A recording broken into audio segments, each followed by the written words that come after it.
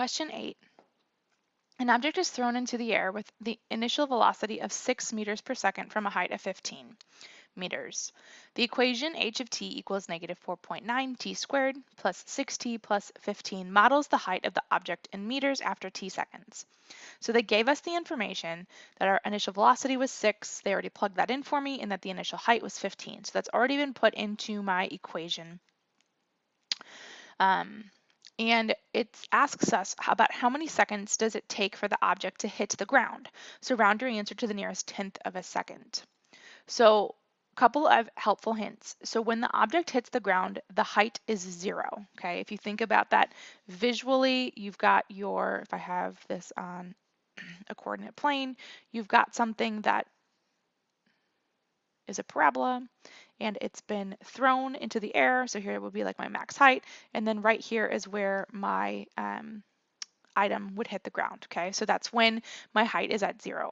So all we need to do is take this equation, negative 4.9 t squared plus 6t plus 15, and set that equal to 0.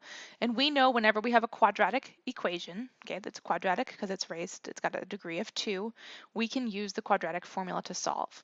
So to save some time, we're going to go ahead and just use our handy dandy tool. The link is in the graphic organizer for you, and we're going to plug in our A, our B, and our C. So my A was negative 4.9, my B was 6, and my C was 15.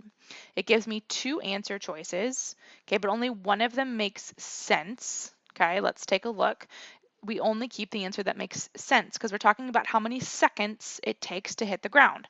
Well, it doesn't make sense to have negative seconds, so I'm not going to use that answer. So in this case, the object hits the ground after about 2.5 seconds. I'm supposed to round to the nearest tenth. That's 1 decimal place. So since I had 0.46, the 6 is greater than 5, we round that up to 4.5. So 2.5 would be my final answer.